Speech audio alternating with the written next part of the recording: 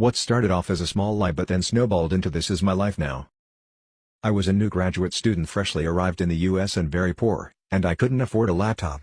So the only way I could communicate with my family was to hit up the library and use a public computer to email with them. Eventually my girlfriend back home wanted to Skype, and I wanted a little privacy for this if you know what I mean, so I set about finding the most private computer available to me in the library. On a recon mission the day before the Skype, I located a single computer in a conference room and the next morning got up at 7 a.m. to account for the time difference and walked into the conference room with my eyes totally focused on the computer. I'd actually walked most of the way and before I realized there was a group of people around the conference table having a ridiculously early morning meeting. The guy at the head of the table, apparently thinking I'd showed up for the meeting and that I was heading towards him, handed me a paper that said agenda and said he was so glad a graduate student had shown up, then launched into the most incomprehensible talk about electrodes and chemistry. Meanwhile I know my girlfriend is sitting halfway around the world thinking we're going to fun time Skype and I'm blowing her off and I'm feeling desperate.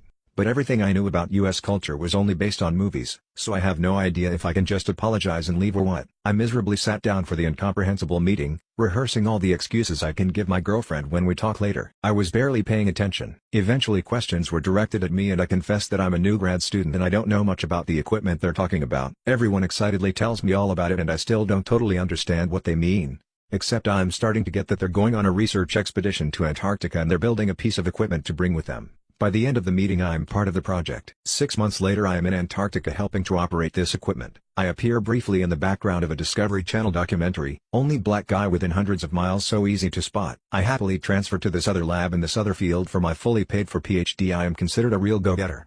Mainly based on my arrival at an early morning meeting no one else wanted to attend. New major, new field, new life because I was too awkward to admit I had just been in the room to fun time Skype with my girlfriend.